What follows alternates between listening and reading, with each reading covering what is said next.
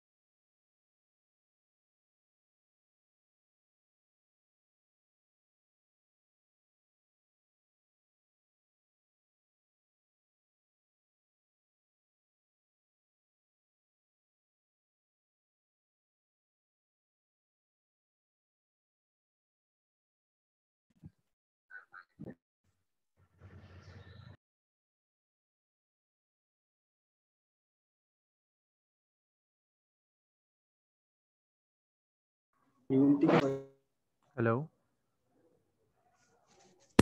Hello. अस्सलाम वालेकुम sir. अस्सलाम वालेकुम। वालेकुम सलाम। मेरी आवाज़ आ रही है सबको? यस जी sir. Sir. Okay good.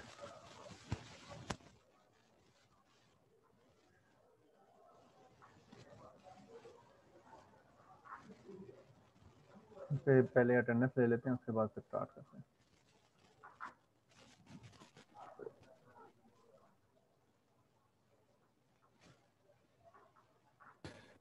Sir ये ड्रॉप खत्म होने वाला और ग्रेड सर अभी तक नहीं लगे, तो कैसे पता चलेगा कि हमने कौन सा आगे का सब्जेक्ट पढ़ना है, कौन सा नहीं पढ़ना। कौन है जिसको ये सर प्रॉब्लम है? फारूक सर, ग्रेड्स ही नहीं लगे अभी तक, आई ड्रॉप खत्म होने वाला है। फर्क तूने पास हो ही जाना यार, टेंशन किस बात की है? सर फिर भी होता ही है ना बंदे को। मतलब इसमें कौन सी ऐसी बात है? अगर आपको अनसर्टेनिटी है ना, तो फिर तो कोई इशू है। एक्चुअली देखो ना, वो सेमेस्टर हमारा कैसे हुआ है, वो बिल्कुल ही निक ऑफ टाइम पे एग्जाम्स हो रहे थे एक और वीक के दरम्यान में दे देनी चाहिए थी रिलैक्सेशन। वो तो चलें अपनी जगह है बात, लेकिन उसका नहीं चले बनती सर, थी बात। शुरू हुई स्टिल है, वेटिंग इंशाल्लाह कब खैर लगता है होएगी। सर? तो कौन से सब्जेक्ट का नहीं लगा अभी? सर डाटा माइनिंग का, जो सबसे मुश्किल म- सब्जेक्ट लगता था। मलिक साहब बेचारे परेशान, सारे ऐसा दुनिया उनको के कोई काम बर्डन उन्होंने बहुत करने हैं, ज्यादा है सर। Yes sir. और उसके अलावा अपने एग्जाम्स भी चेक करने हैं, वाइवास भी लेने हैं, और फिर रिजल्ट भी कंपाइल करना है, सारी फैकल्टी के रिजल्ट्स को भी साइन करना है। बड़ा मुश्किल हो जाता है ना। Yes sir. Abrar present sir. अस्सलाम वालेकुम सर। अबरार रसूल साहब मौजूद हैं? प्रेजेंट। अहमद हसन,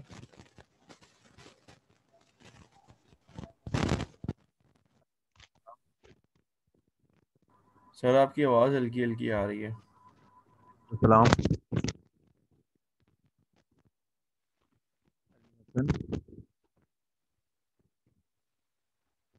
अली रजा हैदर,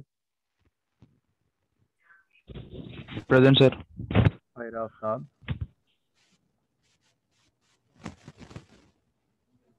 Present, sir. दा, Daniyal, present sir. Faizan, present sir. Farrukh, present sir. Hamza sir,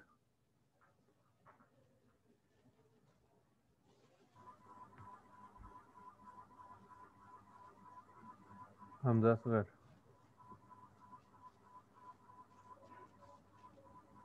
बैठा तो हुआ है, हैंड रेज कर दें अगर माइक का प्रॉब्लम है। Hanan, present Hanad, sir.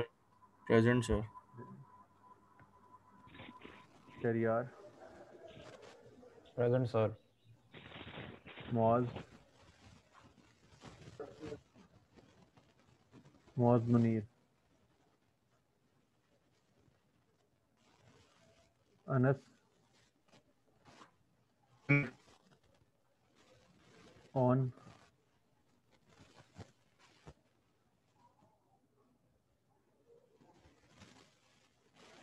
Arkham, Present. Bilal, present sir. Bilal 166, present sir. Daud Arshad, yes sir. Faisal,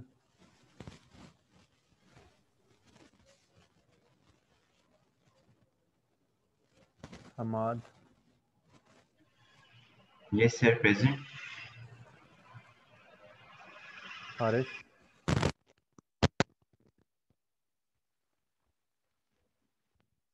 Kabir, yes sir. Nikam,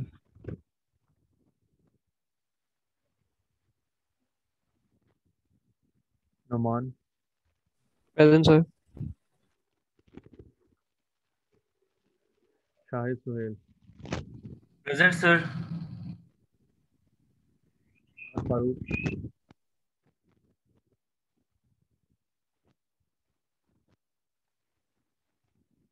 Usman Ikram, present sir. Najeeb, present sir. Numan Ahmad,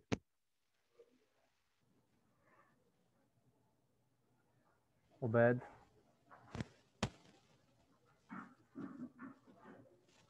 Usama, present sir. Rahat Aman, Aman, Present, sir. Present. Saifur Rahman,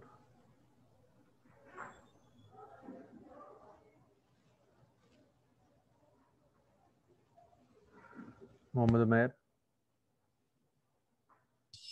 Present, sir. Haider Khan, Shumaim Haider Khan,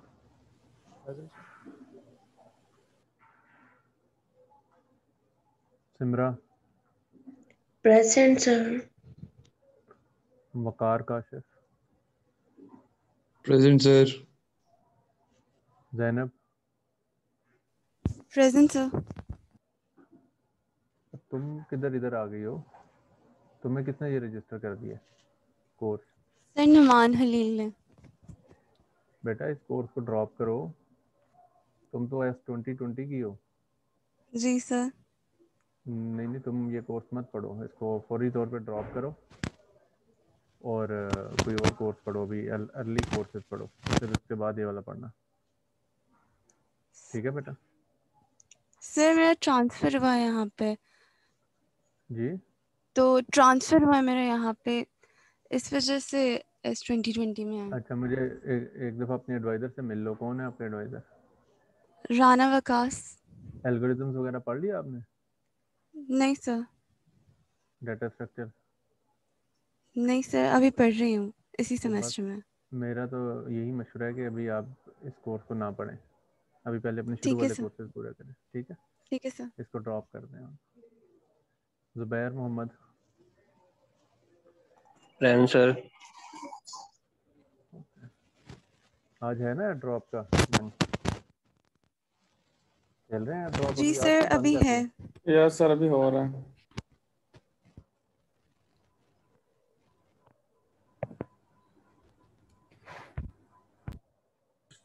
sir आपकी आवाज बहुत कम आ रही है।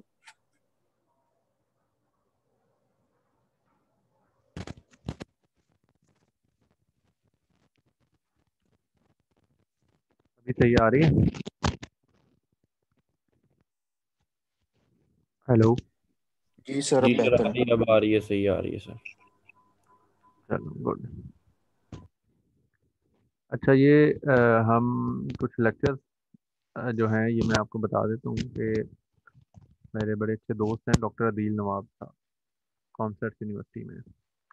तो उन्होंने बड़ी मेहनत से लेक्चर्स तैयार किए हैं मशीन लर्निंग के, और वो काफ़ी डिफरेंट मेथडोलॉजी से बने हैं।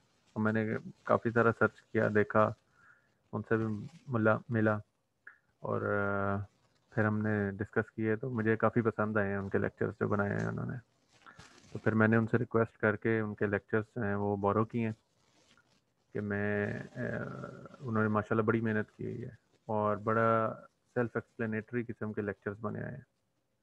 तो मैंने आपको ये बताया कि ये कोर्स जो है ये आपका जो आजकल के दौर की एक काफ़ी इम्पोर्टेंट, जैसे कहना चाहिए, एरिया है, उसकी शुरुआत यहाँ से हो रही है, जो एआई की अप्लाइड साइड है, जिसमें कि सबसे ज़्यादा जो अप्लाई हो रही है आजकल मशीन लर्निंग और डीप लर्निंग, वो यहीं से, इसी कोर्स से उसके इब्तदा है। तो आप लोग अगर इन लेक्चर्स को अच्छे तरीके से पढ़ेंगे, समझेंगे, तो मुझे कोई डाउट नहीं है कि आप इंशाल्लाह बड़ा अच्छा कोर्स ये चला जाएगा। तो मेरी कोशिश होगी कि बीच में किसी लेक्चर में उनको भी एज गेस्ट लेक्चरर बुलाऊं, गेस्ट स्पीकर बुलाऊं, तो उनसे हमें डायरेक्ट सीखने का भी मौका मिले।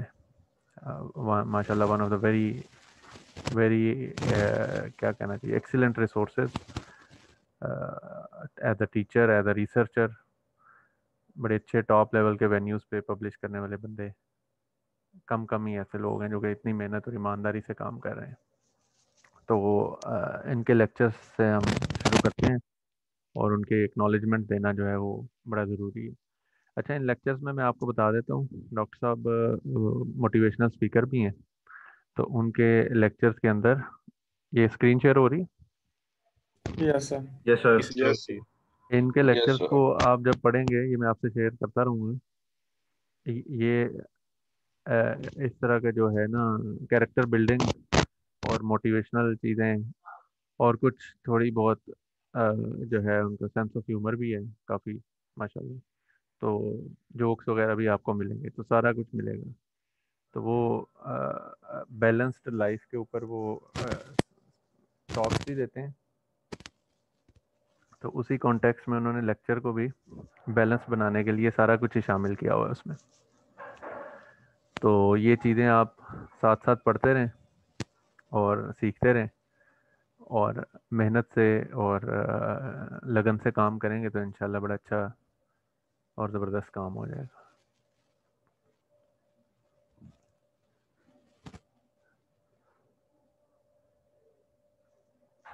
अच्छा, मशीन लर्निंग की जो समरी है वो ये है कि data is equal to model plus error.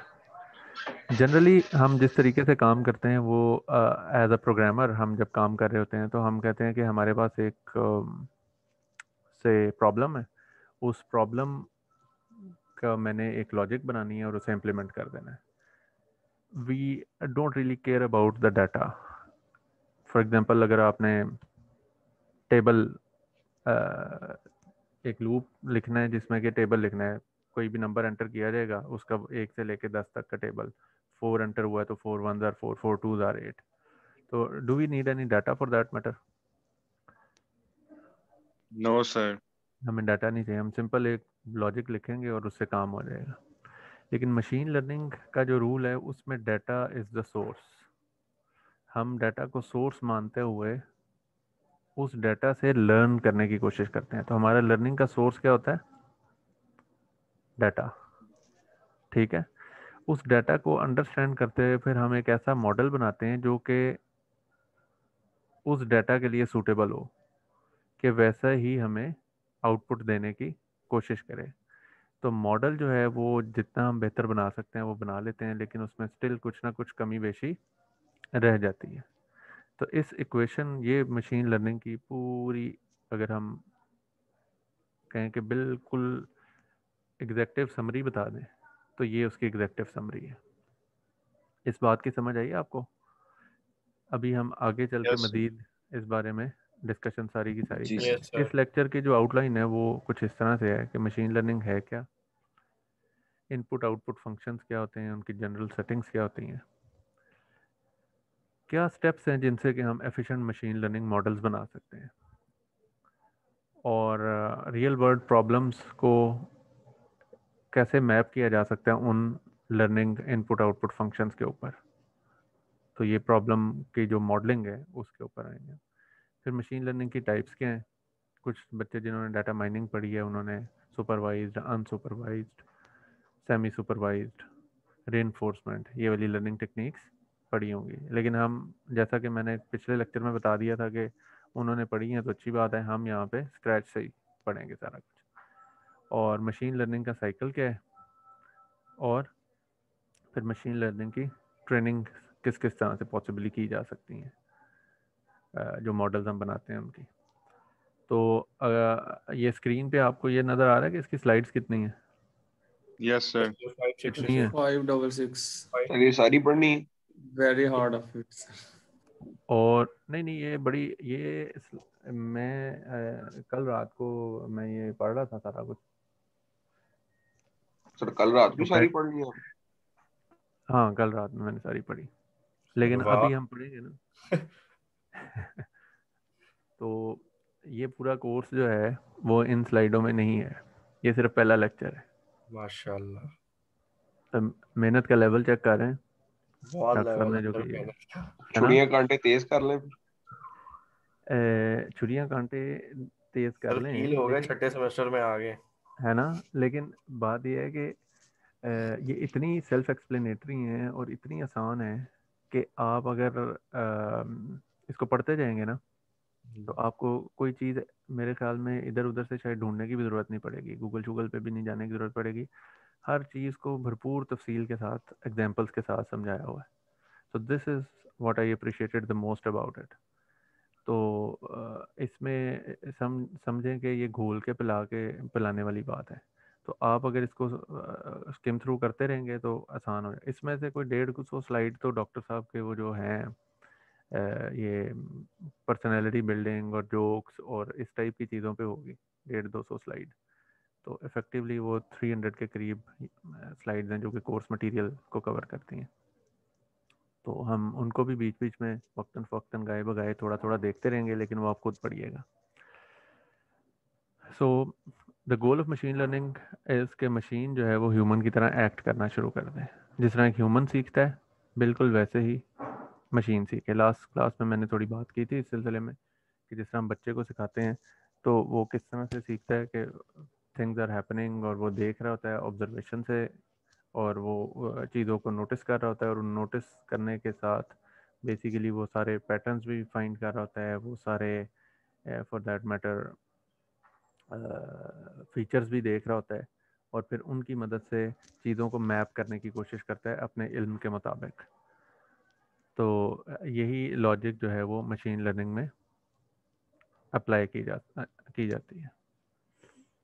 तो ये थोड़ा सा इसको मैप किया है डॉक्टर साहब ने इस पे कि हम जो हमारी फाउंडेशन है काइंड ऑफ रिलीजियस भी और वैसे भी, तो उसके ऊपर अगर हम देखें तो this goal can not be achieved because इंसान can never be perfect like Khaliq. तो ये इसके एक है कि हम 100% एक्यूरेट मॉडल कभी भी किसी चीज़ का भी नहीं बना पाते।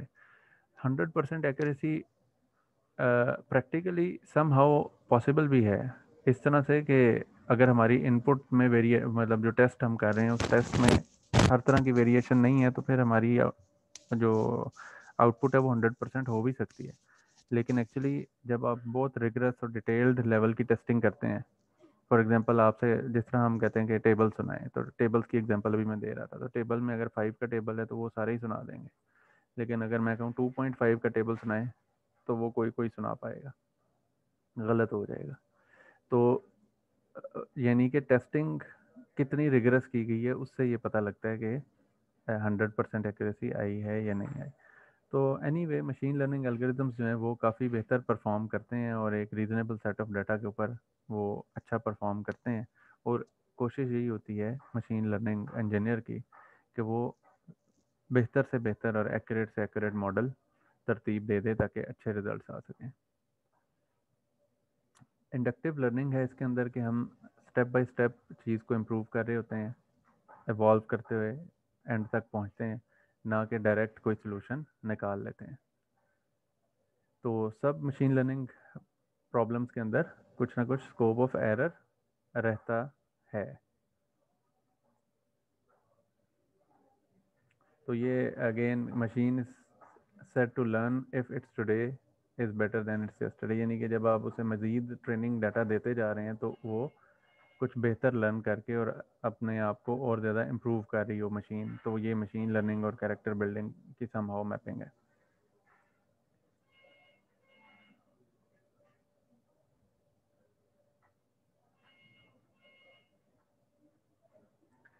इसकी एग्जांपल हम लेते हैं। प्लेजरिज्म चेक अगर हमने करना है, बच्चे बहुत नकलें मारते हैं, एक दूसरे का पेपर जमा करा देते हैं, ताज़ा ये आपके रिसेंट पास से चीज़ें आ गई। तो प्लेजरिज्म का चेक करना असाइनमेंट या किसी भी असेसमेंट में, उसके लिए क्या किया जाए? एक तरीका है कि आप मैनुअली उसे चेक करें, दूसरा तरीका है कोई ऑटोमेटेड प्रोसेस बनाएं।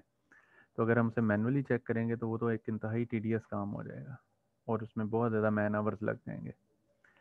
तो अगर हम इसका कोई ऑटोमेटेड तरीका निकाल लें तो वो ज़्यादा बेहतर होगा। तो ये जो ऑटोमेटेड तरीका है यही एक्चुअली मशीन लर्निंग है, कि जिस तरह एक ह्यूमन जिस तरह से एक चीज़ को एवेल्यूएट करने की कोशिश कर रहा है, वही चीज़ अगर हम समहाउ एक मशीन के अंदर इम्पार्ट कर दें, एम्बेड कर दें एक सिस्टम के अंदर, तो वो सिस्टम ऑटोमेटिकली काम करेगा। तो उससे हम मशीन लर्निंग अप्रोच कहेंगे।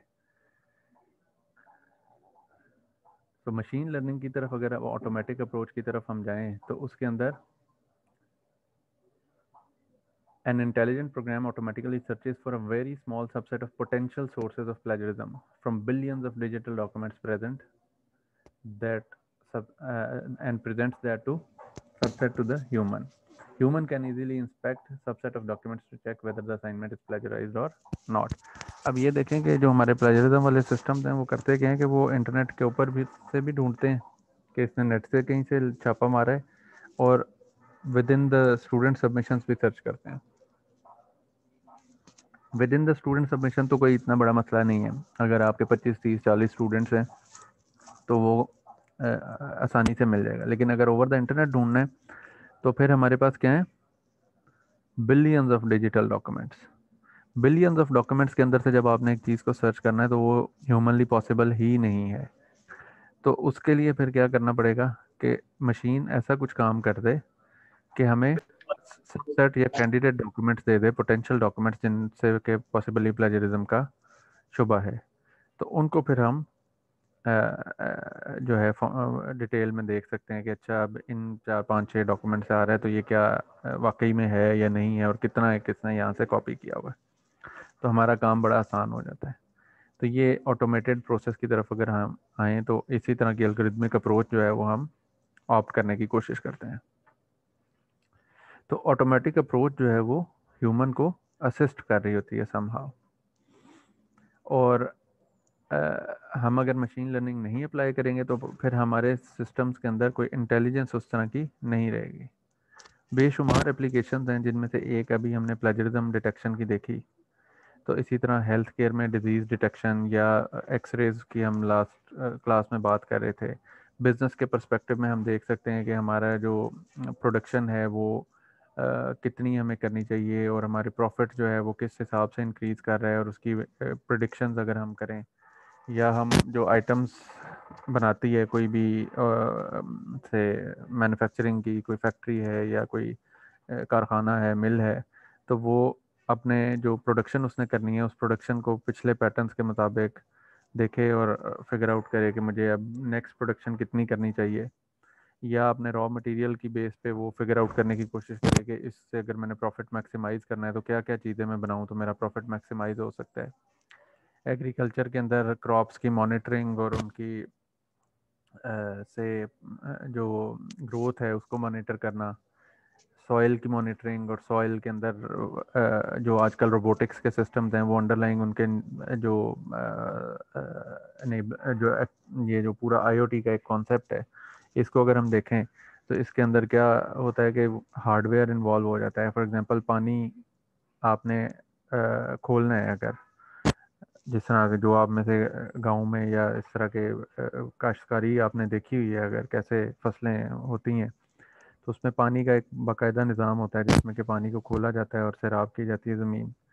तो इसमें किस जगह इस वक्त सॉइल के अंदर से नमी कितनी है, वो अगर सेंसर्स लगे हैं और उन सेंसर्स की बेस पे अगर हमने ऑटोमेटिक एक बनाया हुआ है सिस्टम जो कि जब पानी एक की या नमी की मकदार, ह्यूमिडिटी की मकदार एक थ्रेशोल्ड से कम हो जाए तो वो ऑटोमेटिकली पानी चलना शुरू हो जाए और अदरवाइज़ बंद हो जाए। जिस तरह हमारे ये आजकल अगर आप गीज़र्स देखें जो लगे हुए हैं घरों में तो वो ऑटोमेटिकली ऑन और ऑफ स्विच ऑफ होते रहते हैं। फ्रिज के अंदर थर्मोस्टेट लगा होता है जो टेम्परेचर की बेस पे उसको कंट्रोल कर रहा होता है कि वो उसका कंप्रेसर ऑन करना है या नहीं करना।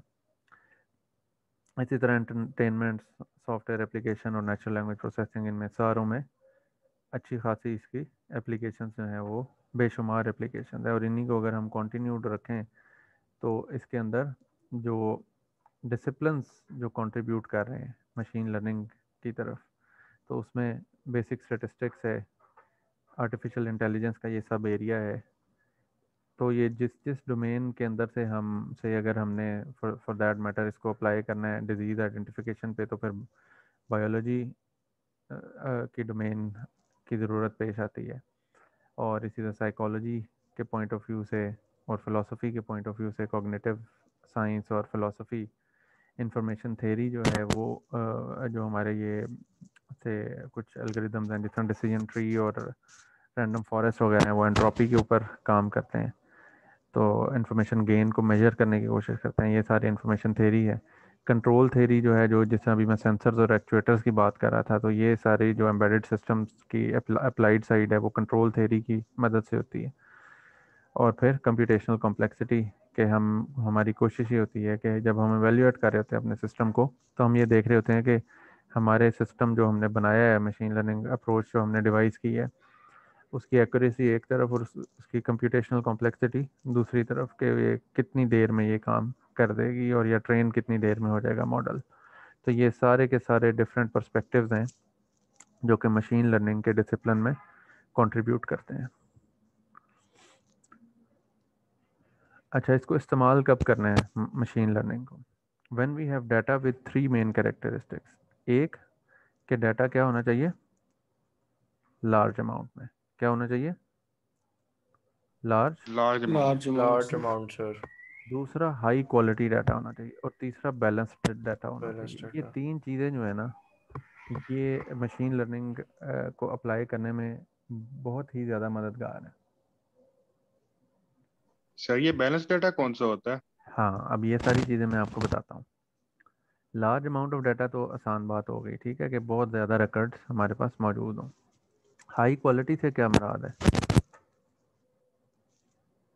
सर उसमें मतलब कोई सर नॉइजी डाटा ना हो, एम्बिग्यूटी ना हो सर इसके अंदर। गुड, एम्बिग्विटी ना हो, डाटा क्लीन हो, डाटा जो है उसमें कोई एक चीज़ वेल होती है, डिफाइंड हो सर।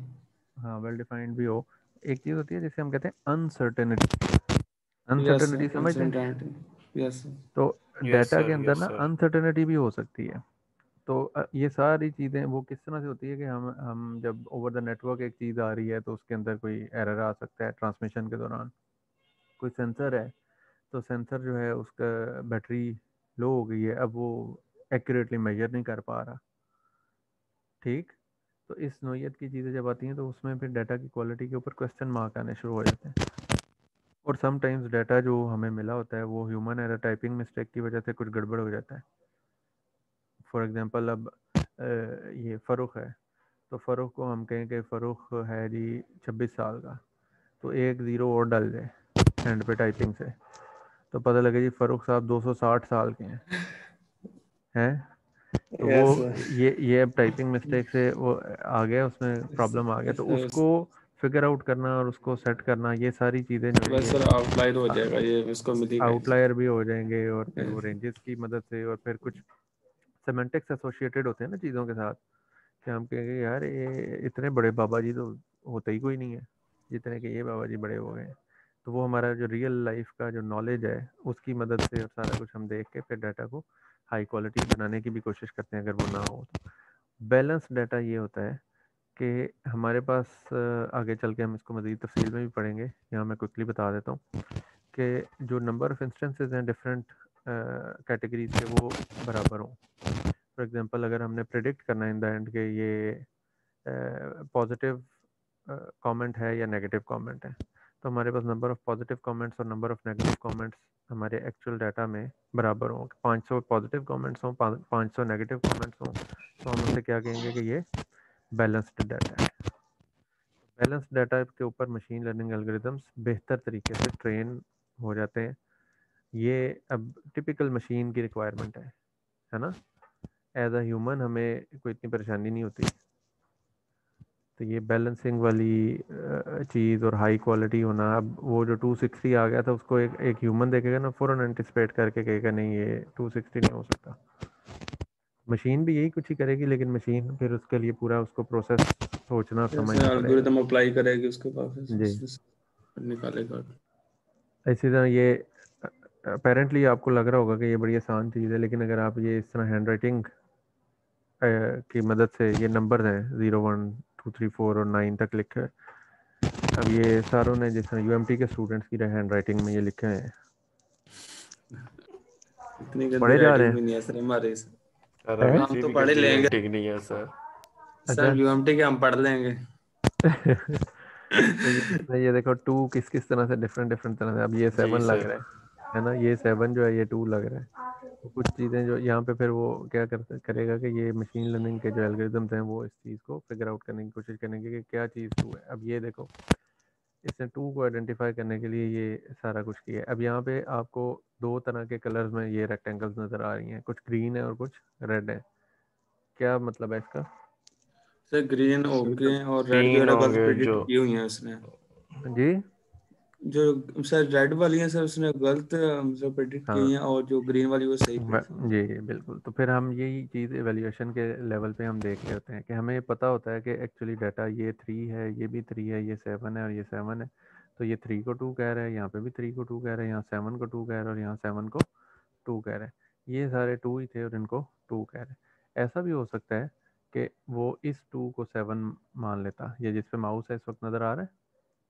सर एक यस 2 है सर। इसको उसने 2 कंसिडर ही नहीं किया। हाँ ये पहले वाले 2 को नहीं किया हुआ, तो इसको ये भी Yes. इसके एरर में ही आएगा। सही। तो ये इस तरह से ये नोट करो ज़रा। सर ये चीज एम्बिग्यूटी में आएगी सर ये चीज। हाँ ये चीज़ें फिर हमारे एरर की तरफ आती हैं ना, ऑब्वियसली उस अनसर्टेनिटी चीज़ों में आ ही एरर जाती है आता है। सर। अब ये देखो 2 जो है 2 का 4 से सच कोई मैच नहीं है, 2 का 8 से कोई मैच नहीं है। 2 का जो मैच पढ़ना है वो इस तरह के यूएमटी के हैंड राइटिंग वाले 3 से या यूएमटी के हैंड राइटिंग वाले 7 से ही पढ़ना है। सर 1 और 7 का भी हो सकता है। हाँ 1 और 1 और 7 का भी 7 हो भी है। सकता है, बिल्कुल जी बिल्कुल। सर। तो ये ज़रा नोट कर लो, ये डॉक्टर साहब को मैंने कहा था कि जो छोटी छोटी इसमें इश्यूज होंगे वो हम हाईलाइट कर देंगे। तो फरूख सर यस सर। ये कोर्स ड्रॉप तो नहीं करना?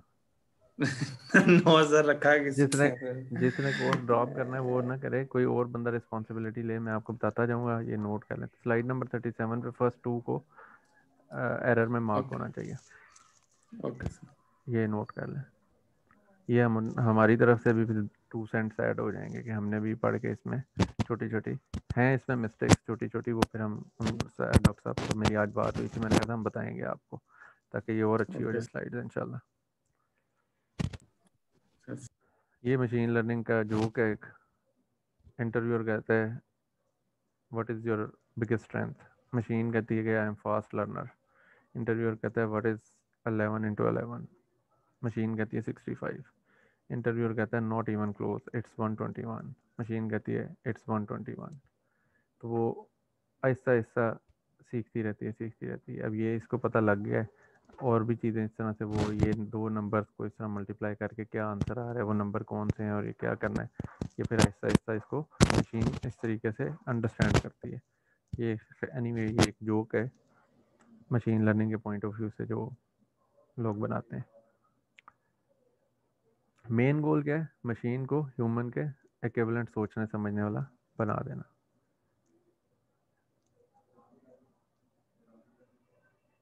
अच्छा, प्रॉब्लम्स क्या हैं मशीन लर्निंग के? ये हमें पता नहीं है कि ह्यूमन ब्रेन का जो एग्जैक्ट स्ट्रक्चर है वो क्या है। कुछ हद तक हमें पता है कि ये कैसे काम करता है, लेकिन ज़्यादा नहीं। ये भी कुछ पार्शली पता है हमें स्ट्रक्चर का। हम somehow we try to identify कि ये क्या, ये बड़ा वो मतलब इसमें इलेक्ट्रॉनिक्स टाइप कोई चीज़ें चल रही होती हैं। हमारा जो ब्रेन की सिग्नलिंग है ना सारी, ये सारी की यस सारी सर, न्यूरॉन्स। इलेक्ट्रॉनिक इलेक्ट्रोलाइट हाँ, सर। इलेक्ट्रोलाइट नहीं, सर न्यूट्रॉन्स होते हैं, न्यूरॉन्स जो हैं वो न्यूरॉन्स फिर होते हैं जो ये इलेक्ट्रिक सिग्नल्स के थ्रू डाटा सिग्नल्स ट्रांसफर को, करते हैं सिस्टम में। हाँ, तो वो मैसेजेस जो हैं वो सारे ट्रांसफ़र होते हैं सेंसर से ब्रेन को, और फिर ब्रेन की तरफ से डिसीजन आते हैं और उसके मुताबिक हमारे ऑर्गन्स मूव करते हैं।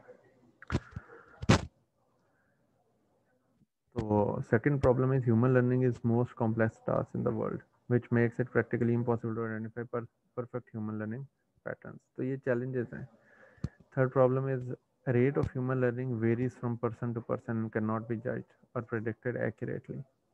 Fourth problem is number of external factors also influence human learning.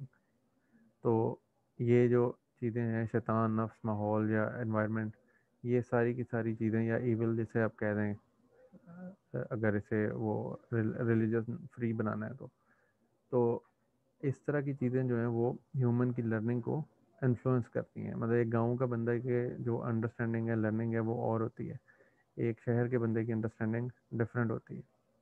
आप यूनिवर्सिटी में अच्छे बच्चों के साथ बैठते पढ़ते हैं तो आप आहिस्ता आहिस्ता इंक्लाइंड हो जाते हैं पढ़ने की तरफ, और अगर आप यूनिवर्सिटी में मौज पार्टी के साथ मिल जाते हैं तो फिर आप जितने भी हों फिर आहिस्ता आहिस्ता आप भी उसकी तरफ इंक्लाइन हो जाते हैं।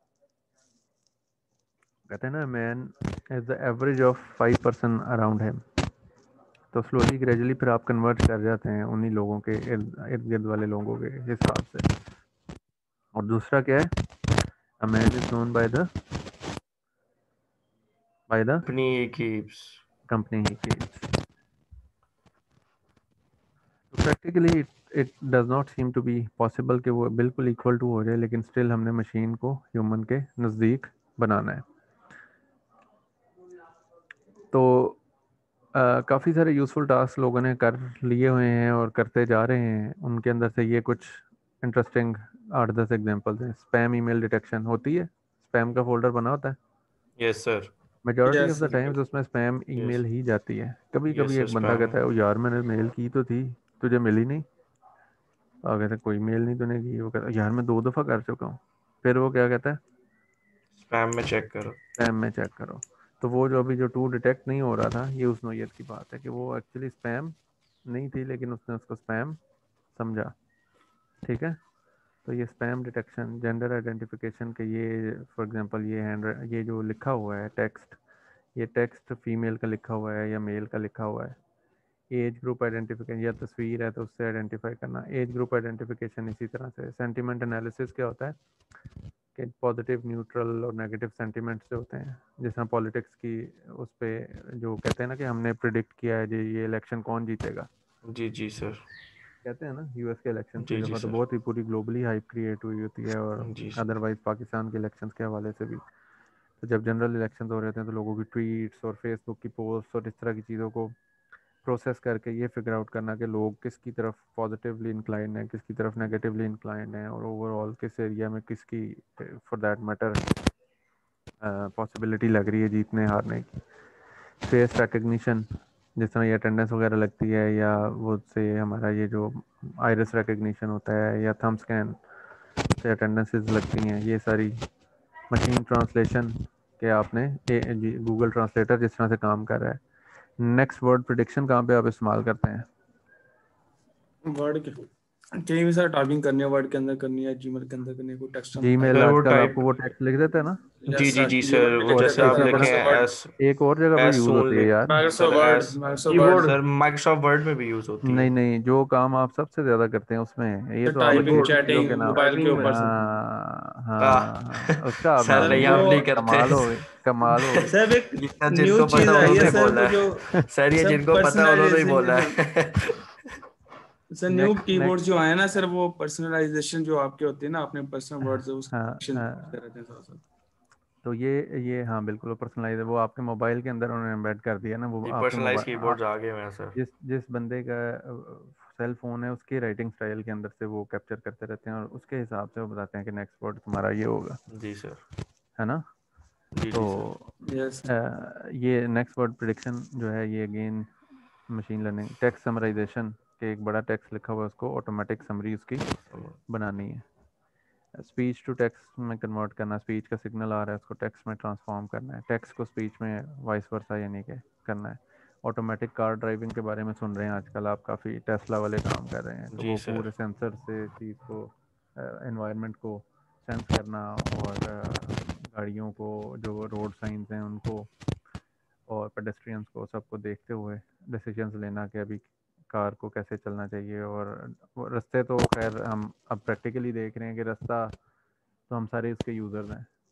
ये बात है 2004 की, हम नस्ट में, मैं पढ़ रहा था एमएस में, तो हमारे टीचर ने हमें एक केस स्टडी एग्जांपल उस वक्त कराई कि एक डिस्ट्रीब्यूटेड सिस्टम ऐसा अगर बनाया जाए जिसमें कार के डैशबोर्ड में एक वो लगा हो, ये कोई डिवाइस लगी हो और सारे रास्ते जो हैं वो डिजिटाइज हो गए हों और सर्वर के ऊपर हमारे कोऑर्डिनेट्स जा रहे हैं और हमें पता हो कि हमने किस रास्ते से होके जाना है और सारा। तो वो उस वक्त एक केस स्टडी हमने पढ़ी और देखें ये कितनी जल्दी वो चीज़ मटेरियलाइज होके इस वक्त पब्लिक यूज़ में आ गई। पहले रिसर्च के लिए, जिस तरह अभी टेस्ला कार जो है वो पब्लिक यूज़ में नहीं आई है ना जी एज सर। सच। और ये जो मैप्स हैं और इनकी बेस पे पूरी दुनिया इसको यूज़ कर रही है इस वक्त। तो इस यस तरह रिसर्च के एवोल्यूशन भी आपको ये चीज़ समझ आएगी कि रिसर्च जब होती है तो वो बड़े सालों से हो रही होती है और फिर आहिस्ता आहिस्ता आहिस्ता आहिस्ता एक ऐसे लेवल पे हम पहुंचते हैं कि अब ये चीज़ प्रैक्टिकली इतनी मतलब पर्टिकुलरली सेफ्टी क्रिटिकल जो सिस्टम्स होते हैं वो इतने अब वो स्मार्ट और एक्यूरेट हो गए हैं कि उनको हम पब्लिकली अवेलेबल भी बना दें तो वो चल जाएंगे। और फिर सेकेंडली इस तरह के इंटरनेट ऑफ सिस्टम्स की थिंग्स अगर सर, यही सॉफ्टवेयर चीज ही आती इंजीनियरिंग के है फिर पर्सपेक्टिव से बात करें तो स्केलेबिलिटी की भी बात होती है कि इतना स्केलेबल सर। सिस्टम के दुनिया का हर बंदा ही इसे इस्तेमाल करी जा रहा है और सिस्टम स्टिल अवेलेबल है, डाउन नहीं हो रहा। तो ये भी अपनी जगह एक इंतहाई इंपॉर्टेंट चीज़ होती है कि हमने सिस्टम को आर्किटेक्चरल पॉइंट ऑफ व्यू से कैसे इतना स्टेबल बनाना है। जी सर इंटरनेट ऑफ थिंग्स भी यही चीजें आती है ना, कि जो हम अपनी स्टडीज वगैरह करते हैं इसके ऊपर काम करते हैं। इंटरनेट ऑफ थिंग्स जो है वो ये ऑटोमेटिक कार ड्राइविंग जो है ये kind of internet of things की एक एप्लीकेशन ही है। यस इंटरनेट ऑफ थिंग्स ये है कि चीज़ों का इंटरनेट, कि चीज़ें आपस में कम्युनिकेट कर रही हैं, ठीक है। जो जो पहला इंटरनेट था जो 90s में बना था उसमें कंप्यूटर डिवाइसेस सिर्फ आपस में कम्युनिकेट करती थी। अब चूंकि हमारी जो डिवाइसेस हैं वो सारी जो मोबाइल डिवाइसेस इतनी ज़्यादा हो गई हैं, इवन मोबाइल की बजाय फिक्स इंफ्रास्ट्रक्चर वाली भी अगर हो तो इतनी ज़्यादा हैं और उनमें सेंसर्स लगे हुए हैं और उनके अंदर हमने कम्युनिकेशन के कैरेक्टरिस्टिक रखी है, ब्लूटूथ के थ्रू यस वो कम्युनिकेट कर लें, किसी वो राउटर के थ्रू कम्युनिकेट कर लें, वाईफाई के थ्रू या कोई इंफ्रारेड के थ्रू कम्युनिकेट कर लें या किसी भी और मीन से वो कम्युनिकेट कर लें। तो वो आपस में जब एक दूसरे के साथ डाटा शेयरिंग करते हैं और उस डाटा शेयर होने पे हमने कोई डिसीजन करने हैं तो ये इंटरनेट थिंग्स में आता है। जो अभी मैं फील्ड ये जो एग्रीकल्चर की एग्जांपल दे रहा था यस वो भी इंटरनेट ऑफ थिंग्स की ही एग्जांपल है कि आपने फील्ड के अंदर उसकी मतलब एक फिजिकल लेयर है कि फील्ड में आपने सेंसर्स लगाए हैं, फिर उसके वो फिजिकल लेयर जो है वो डाटा कलेक्ट करके किसको दे रही है, data storage and processing layer को, वहाँ पे वो डाटा स्टोर होगा। उसके ऊपर फिर आगे आपके मशीन लर्निंग के एल्गोरिथम्स लगे हैं जो कि चीज़ों को प्रोसेस कर रहे हैं लॉजिक की बुनियाद पे और फिर वो डिसीजंस ले रहे हैं। उन डिसीजंस की बेस के ऊपर फिर फिज़िकल इंफ्रास्ट्रक्चर में हम वापस जाते हैं और जो हमारे एक्चुएटर्स हैं एक होते हैं सेंसर्स डाटा ले रहे यस होते सर। हैं। एक्चुएटर्स क्या होते हैं? जो काम सेव कर कर रहे देना होते हैं, जिन्होंने फॉर आउटपुट पे। एग्जांपल आपने एक वो ऑटोमेटिक डोर लगाया हुआ है, तो उस डोर का एक्चुएटर जो है वो कहेगा कि की ज़रूरत है ज़मीन को, तुम ओपन हो जाओ। फिर जब पानी की मिकदार पूरी हो जाएगी तो फिर वो दोबारा सेंसर बताएगा कि अभी ओके हो गया है। तो वो ओके हो गया तो फिर वो उसे प्रोसेस करेगा, प्रोसेस करके फिर वो एक्चुएटर को कहेगा कि अभी तुम डोर क्लोज हो जाओ, तो वो डोर क्लोज हो जाएगा। समझ में आ रही है चीज़? इसी तरह यस आपने सर। अगर ड्रोन बना जी दिया, सर। ऐसा ड्रोन बना दिया है तो जो सर कि आउटपुट के थ्रू इमेज को वर्किंग कैप्चर करते कर हैं। रहा है, वो जो इमेज को कैप्चर कर रहा है और उस जी इमेज सर। की बेस पे वो फिगर आउट कर रहा है कि से फसल की ग्रोथ सही हो रही है, फल लग रहा है, या से कोई इसके ऊपर कोई पेस्ट वगैरह तो नहीं आ गए। तो वो उस टाइप की चीज़ों को फिर वो मार्क कर रहा है। अगर वो ऐसी कोई भी चीज़ आइडेंटिफाई करता है तो वो उसको कैप्चर करता है, उसके कोऑर्डिनेट्स देखता है, वो कोऑर्डिनेट सेंड करता है, बताता है कि फील्ड के इस पार्ट के ऊपर प्रॉब्लम है, तो फिर उधर टारगेटेड जो है वो स्प्रे कर दिया जाए। तो ये एक इंटरेस्टिंग बात हो सकती है, समझ रहे हैं? यस तो जी इस जी तरह से सर। ये जो यस सर। इस सारी चीज़ का नाम क्या है, इसको फील्ड को नाम देते हैं प्रिसीजन एग्रीकल्चर।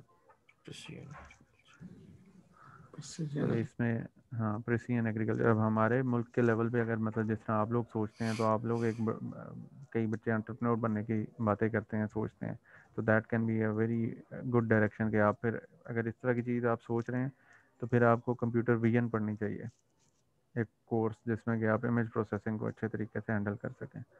आईओटी का कोर्स पढ़ना चाहिए, मशीन लर्निंग, डीप लर्निंग का कोर्स पढ़ना चाहिए। तो फिर आप उसके लिए तैयार हैं कि अब सर। आप कंप्यूटर वाकई में विजन में सर क्या होता है? ये कंप्यूटर विजन में यही चीज़ें होती हैं ना जो मैंने बताया, कि एक इमेज को आपने कंप्यूटर प्रोसेस करके और उसकी मदद से आइडेंटिफाई करना है कि ये क्या है। तो जिस ओके तरह अगर ओके। आपने ये देखना है कि इससे पौधे की ग्रोथ सही हो रही है या नहीं हो रही, तो फिर आप उसके जो इनिशियल इन्फॉर्मेशन आपने कैप्चर करनी है इमेज से, वो कैप्चर करके और उसको प्रोसेस करके और उसके अंदर से अगर लीफ का साइज़ निकालना है, पौधे की हाइट निकालनी है, तो ये वाली सारी चीज़ें कंप्यूटर विजन के थ्रू होंगी। जब ये सारी चीज़ें कन्वर्ट किस में हो जाएंगी, न्यूमेरिक वैल्यूज़ में कन्वर्ट हो जाएंगी, फिर वो मशीन लर्निंग आ जाएगी कि अच्छा इस स्टेज पे पौधे का साइज़ अगर इतनी देर होगी लगाए हुए, पत्ते का साइज़ इतना हो गया है, पौधे की हाइट हाँ इतनी भाई। हो गई है, इतना हो गया, तो ये ठीक चल रहा है मामला या नहीं ठीक चल रहा। फिर उसको आप आइडेंटिफाई कर पाएंगे। तो उसकी जो प्रिलिमिनरी इंफॉर्मेशन कैप्चरिंग है वो सारी कंप्यूटर विजन के थ्रू होगी।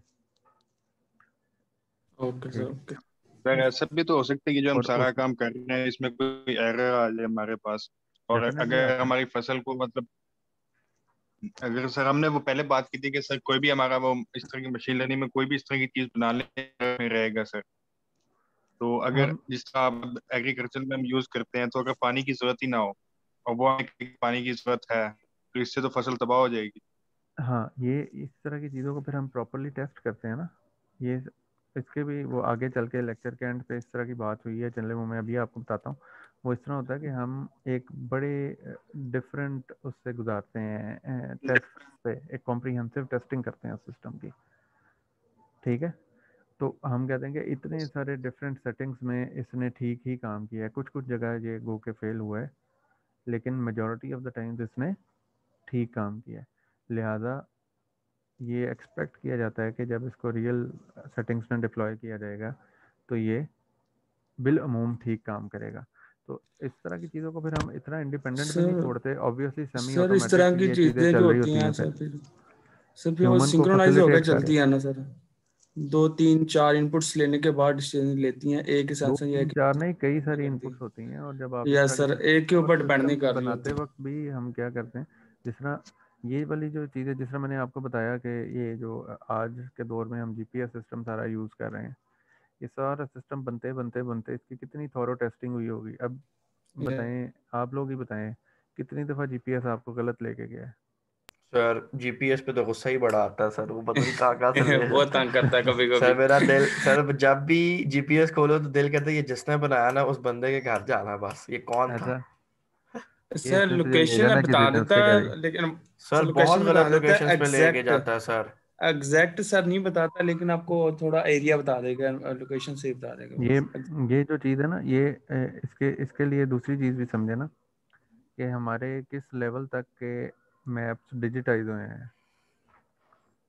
ये इसके इसके ये कॉज ये भी हो सकती है ना कि मैप्स उस तरह से डिजिटाइज ना हो, अपडेट ना हुए हों, सड़कें बनी जा रही हैं लेकिन पता नहीं है कि ये सड़क बनी हुई है कि नहीं बनी हुई, सर एक और फिर लोकेशन वो फिक्स हो गई एरिया है, उसके बाद लोकेशन चेंज हो जाती है, समटाइम्स और ये भी हो चेंज नहीं, जाता है कि मैप में चेंज नहीं होती। सिग्नल्स के प्रॉब्लम आ जाते हैं, सही वो कोऑर्डिनेट्स नहीं फिगर आउट करता। Exactly sir. क्या एक जल्दी जल्दी बोलो, क्लास हो रही है। हाँ बस अभी 10 मिनट तक वेट करो। तो देखिए सर हम ये भी देख रहे हैं ना कि उबर और टीम टोटली डिपेंड कर रही है इस चीज़ के ऊपर, वर्किंग कर रही है तो इसके ऊपर डिपेंड कर रही है ना वो। तो वो इसी तरह चीज़ें फिर इम्प्रूव भी होती हैं ना yes over the sir. Period of time. तो इसकी पायलटिंग की जाती है, पायलटिंग करने के बाद फिर उसको जब वो रीजनेबली सर वो इम्प्रूव भी हो जाता है तो प्रॉब्लम फिर उसे करती है डिप्लॉय बीच कर दिया बीच में। जाता है। ऊबर क्रीम जो है ना सर, वो जो जी उनको भी प्रॉब्लम बिल्कुल आती है बीच बीच में सर। बिल्कुल तो वो एग्जैक्ट बिल्कुल। लोकेशन जो बता रहे होते हैं वो कहीं और खड़े होते हैं, आपकी लोकेशन कहीं होती है। हाँ ये इसके अंदर मार्जिन ऑफ एरर है ना इस चीज़ में। ये सैटेलाइट के थ्रू ये सारी चीज़ हो रही होती है, तो इसके अंदर से अगर वो ये कह देते हैं कि जी ये 50 मीटर्स तक एक्यूरेट डाटा है, तो 50 मीटर अच्छा खासा डाटा है, पर्टिकुलरली एक डेंसली पॉपुलेटेड एरिया के अंदर। जी सर। 50 मीटर का मतलब 100 मीटर की रेस होती है ना, 50 मीटर का मतलब आधा ग्राउंड जो एमटी की लेंथ उसकी जी करना जी है। सर। तो अब कोई इधर बंदा खड़ा है किसी गली के अंदर और वो साथ वाली गली में एक बंदा, मैं अपने घर की लोकेशन भेजता हूँ कि वो हमेशा पिछली गली में बंदा आ जाता है कि यार मैं आ गया, मैं मैंने नज़र नहीं आ रहा। अब मुझे सही पता लग है। गया कि वो पिछली ऐसे गली ही में होता है सर, ऐसे ही है सर। अब हमें भी पता लग गया कौन सी गली में खड़ा होता है, हम है ना। खुद ही उधर पहुंच जाते हैं, तो पहले मिल ही खड़े मिला के होते हैं। ह्यूमन आजा। देखें देखें अब मशीन ने गलत करके भी आपको ये समझा दिया कि नहीं आना पिछली गली से। ठीक है, तो आप उसे कहते हैं तेनों है ग्रीन गेट नज़र आ रहा है, और कहते हैं हाँ जी, बस फिर अगली गली च आ जा, है ना। जी सर बिल्कुल। सही सही। तो अच्छा ये अब जो कंप्यूटर प्रोग्राम है जो अमूमन हम बनाते हैं वो क्या होता है कि प्रोसेस डाटा प्लस इंस्ट्रक्शन, और उससे हम क्या निकाल लेते हैं, आउटपुट। तो ये कुछ इसकी एग्जांपल्स हैं, ये आप देख लीजिएगा। मतलब ये इंतहाई सिंपल एग्जांपल, 2 नंबर्स को सम करना है तो उसे कैसे किया जाएगा। तो इस एग्जांपल में जो मेन जॉब ऑफ प्रोग्राम है वो क्या है कि process the data based on instructions and generate the output. तो ये बड़ी टिपिकल सी और सीधी सादी सी चीज़ है। तो ट्रेडिशनल प्रोग्रामिंग में क्या होता है कि डाटा और इंस्ट्रक्शंस आती हैं, वो प्रोग्राम को इनपुट जाती हैं और उससे आउटपुट आ जाता है। तो लेकिन अब जो मशीन लर्निंग है वो थोड़ी सी डिफरेंट चीज़ है। मशीन लर्निंग के अंदर आपके पास इनपुट क्या है, डाटा। डाटा। ठीक है, डाटा के अंदर जी सर। आपके जो आप क्या इनपुट करेंगे और क्या आउटपुट आप एक्सपेक्ट कर रहे हैं एक गिवन इनपुट के कॉरेस्पॉन्डिंग, ये 2 चीज़ें होती हैं। मिसाल के तौर पे आप ये कहते हैं कि ये एक इनपुट है, ये एक ट्वीट है, ये ट्वीट PMLN के हक में है, ये एक और ट्वीट है जो पीपल्स पार्टी के हक में है, ये एक और ट्वीट है जो PTI के हक में है, ये एक और ट्वीट है जो न्यूट्रल ट्वीट है। ठीक है, तो ये इस तरह से इनपुट और आउटपुट को डाटा की टर्म्स में आपने समझना है। ये बात समझ आ गई सबको? जी सर। इसी तरह आपकी इनपुट क्या हो सकती है कि ये एक इमेज है और ये एक मेल का है, ये एक और इमेज है, ये फीमेल का है। ठीक हो गया। तो ये इस तरह से आपके वो इनपुट और आउटपुट वाली जो चीज़ है वो हमारे सामने आती है। आउटपुट जो होती है वो मशीन लर्निंग एल्गोरिदम की, वो एक मॉडल या एक इंटेलिजेंट प्रोग्राम होता है। हमने डाटा को प्रोसेस करके और एक इंटेलिजेंट प्रोग्राम बनाना होता है। तो कन्वेंशनल प्रोग्रामिंग में क्या हो रहा होता है कि हम डाटा को देख के उससे एक लॉजिक बनाते हैं और वो प्रोग्राम होता है और प्रोग्राम आउटपुट निकाल रहा होता है। सही है।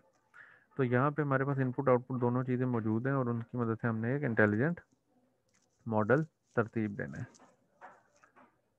फॉर एग्जांपल ये हमारे पास एक डाटा आ गया है, ठीक है, जो मैं आपसे कह रहा था ना कि बहुत सेल्फ एक्सप्लेनेटरी ये बनी हुई है। तो ये सेल्फ एक्सप्लेनेटरी, अब आप में से कौन एक्सप्लेन करेगा इस चीज़ को?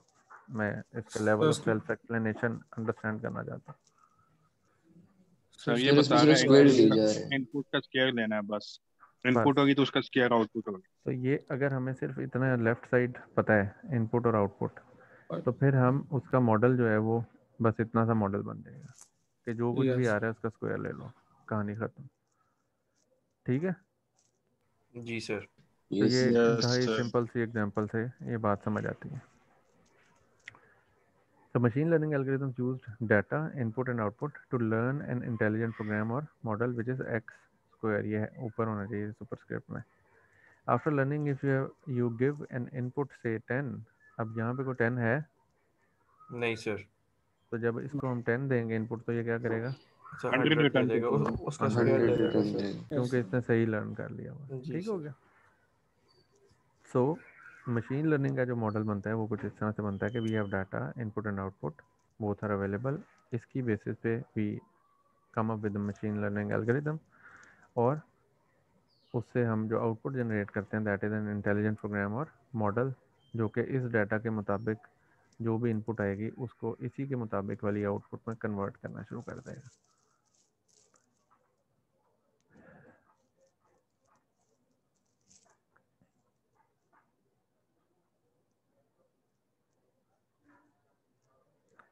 सो इंडक्टिव लर्निंग को मशीन कैसे इस्तेमाल करती है लर्न करने के लिए? Define the concepts to be learned, what happens if I throw the ball in the air. तो हम क्या करते हैं कि हम फिर वो एक्सपेरिमेंट करते हैं, कई बार वो एक्सपेरिमेंट करते हैं, डिफरेंट सेटिंग्स में वो एक्सपेरिमेंट करते हैं, and then we see what happens.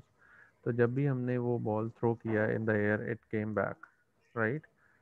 तो 1 एग्जांपल 50 एग्जांपल उसके और 100 एग्जांपल्स और may be in possible in different settings, तो उससे हमने एक चीज़ इंड्यूस की कि ये फिर करता क्या है।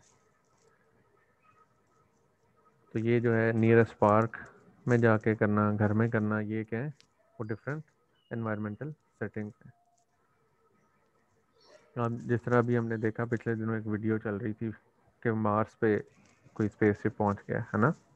जी सर। तो अब मार्स पे जब आप उसी बॉल को से ऊपर थ्रो करते हैं तो वो वापस आता है। तो अब एक पॉसिबिलिटी ये हो सकती है कि वो तेज़ी, जिस तेज़ी से हम उसे ज़मीन पे परसीव करते हैं उस तेज़ी से वो ना आ रहा हो। उसकी क्या वजह हो सकती है, फिजिकली क्या वजह होगी उसकी?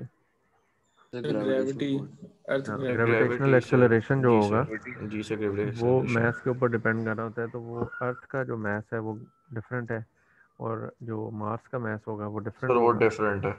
तो उसकी बुनियाद पे जो ग्रेविटेशनल एक्सेलरेशन पैदा होना चाहिए उसकी अमाउंट फ़र्क हो सकती है, और जो स्पीड जो कि जिससे बॉल मरीख की तरफ आ रहा होगा, मार्स की तरफ आ रहा होगा, वो डिफरेंट हो सकती है। Then we have the scope of error. Several successful machine learning based systems have been developed using inductive learning approach. तो इसमें definitely scope of error मौजूद रहता है। अगेन reiterate कर रहे हैं हम किस चीज़ को, data is equal to model plus error. अब आपको इस चीज़ की समझ आती है कि इनपुट में हमारे पास डाटा जब मौजूद होगा तो उससे हम एक मॉडल बनाएंगे। वो मॉडल 100% इस डाटा को तो शायद ना कर रहा हो, लेकिन काफ़ी हद तक जब वो कर रहा है, फिर 90% भी अगर उसने कर लिया तो गुड इनफ, तो उसमें हम एरर को शामिल कर लेते हैं, तो ये ओके हो जाता है हमारे लिए।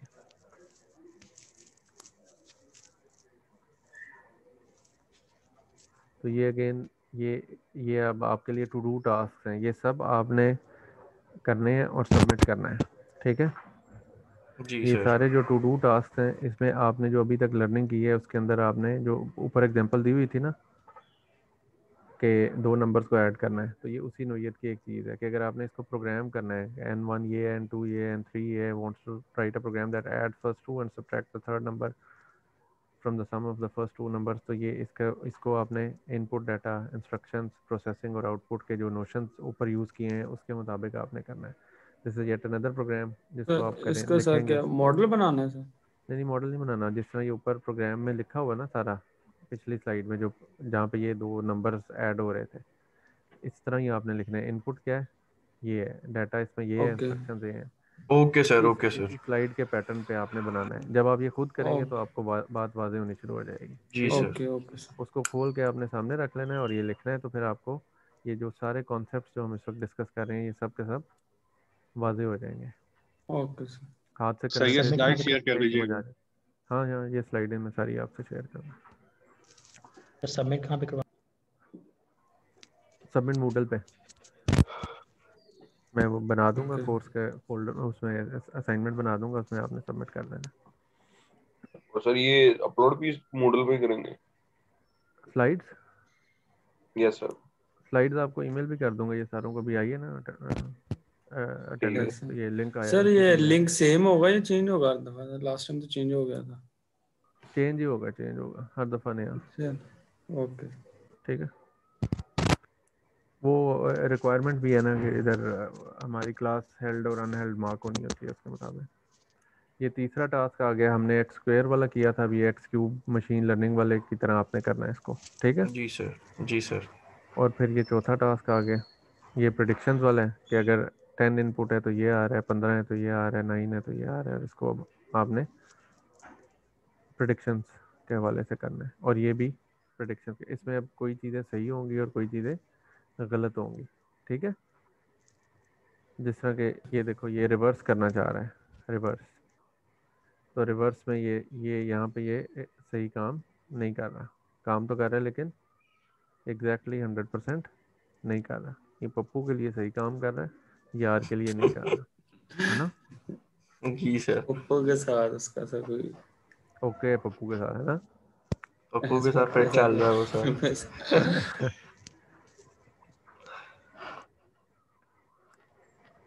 ये देख सर की एग्जांपलें चेक करो।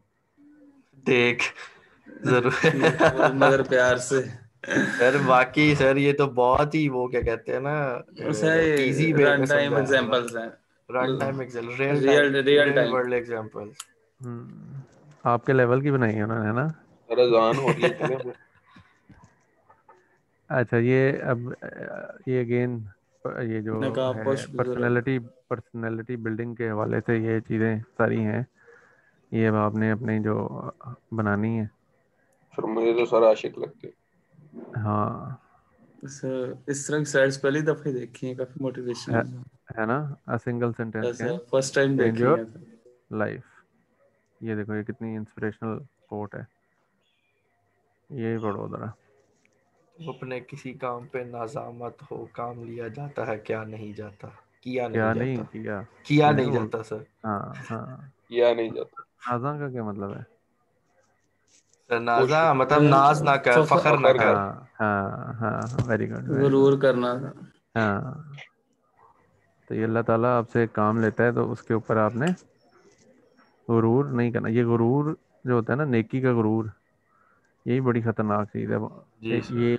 ये इतनी खतरनाक चीज़ है कि ये इसको इसको आइडेंटिफाई करना बड़ा मुश्किल काम सर अजान हो रही है, चले फिर। है। ये पढ़ें ज़रा। याद रखें, मुकद्दस और पाक मकाम में दाखिल होने का रास्ता आपके अंदर है। और गलत जगह वाला भी आपके अंदर ही है। यस दोनों अपने अंदर है सर। सर, क्विड तो फिर इस तरह के होते हैं, छोटे छोटे एक्सटेंड खुद ये ही देखो, करना ये होता है। सर जुम्मा इंसान पढ़ना का है फिर, सबसे इजाजत है। बड़ा सर, ये हमारे लिए इंसान का सबसे बड़ा कारनामा ये है कि वो अपने दिल और जुबान को काबू में रखे। है ना? मुश्किल काम है दोनों। बहुत मुश्किल काम है सर फैजान, यस सर। दिल को काबू में रखी मेरा भाई। जुबान सर को भी। अजान हो रही है, मौलाना साहब बुला रहे हैं। आवाज़ की बजाय अपने दलाइल को बुलंद कीजिए, क्योंकि फूल बादल के गरजने से नहीं बरसने से उगते हैं। वाह। ये सर के ना पोइट्री भी पढ़ना, बड़ी सर सही लतीफ़, शायर में भी। सर। लतीफ़े भी हैं, ये पढ़ो। ड्राई फ्रूट में अखरोट का मकाम बाप की मिसल है, जो ऊपर से सख्त मगर अंदर से ताकत वाला और नरम होता है। मगर चलगोज़े का मकाम दूसरी बीवी के बराबर है, जो किसी किसी को नसीब होती है। सर ये सर को बुलाए, फिर किस दिन बुला रहे हैं? हाँ, ये सर बुलाते चलो, हैं। गौजे की तो सर आज का रोबरी हो रही है, इतना सर महंगा। सर आप ये सर को बुलाए, हम लाइव जोक सुनेंगे ऐसे सर। है ना? नहीं, इनको बुलाएंगे इंशाल्लाह, ये ज़रा क्लासेस खत्म हो रही है ना। इंशाल्लाह। एक दिन यूनिवर्सिटी में इंशाल्लाह क्लास सर। रखेंगे, फिर सर को बुलाएंगे। जी सर। सर ये तो तो यहाँ इस्लामाबाद से यूनिवर्सिटी के ऑनवर्ड हैं। है, ये ये कॉन्सेप्ट इस्लामाबाद यूनिवर्सिटी लिखा है। कॉन्सेप्ट यूनिवर्सिटी इस्लामाबाद हो गया ना अब। इस्लामाबाद। बस उसका नाम लाहौर के कॉन्सेप्ट हैं। यूनिवर्सिटी इस्लामाबाद है, लेकिन उसके सारे कैंपसेस हैं ना, नाम में इस्लामाबाद डाल दिया उन्होंने। सर ये है, ये लाहौर वाली यूनिवर्सिटी के टीचर्स। तो इंशाल्लाह इनको बुला रहे हैं, तो यहाँ पे हम क्लोज करते हैं आज का लेक्चर। ठीक है, तो इंशाल्लाह फिर नेक्स्ट लेक्चर में ये 100 स्लाइड तो सर ये असाइनमेंट की डेडलाइन कब तक है? असाइनमेंट बस अगली क्लास तक आपकी डेडलाइन है, वो कौन सी मुश्किल असाइनमेंट है। बस ठीक हो, ठीक है, तो ये मैं आपको स्लाइड्स भी भेज दूंगा इंशाल्लाह, फिर आगे चलते हैं। ठीक है, इंशाल्लाह सर। चलो ओके सर। सर जी जी, अल्लाह हाफिज सर ये आप मॉडल के ऊपर ऐड कर देंगे फिर? हाँ हम ये मैं ईमेल भी कर दूंगा ना, स्लाइड्स एनीवे ईमेल कर देता हूँ आप लोगों को, ताकि आसानी हो जाए नहीं आपको। सर, वो सबमिशन जो मॉडल के ऊपर करनी है हाँ वो हम भी इनरोल करा होंगे दूंगा। उसके अंदर तो कर पाएंगे ना? अच्छा अच्छा, वो भी कर लेते हैं चलें रोल ठीक है। इंशाल्लाह। ठीक है, ओके कर देते हैं आप।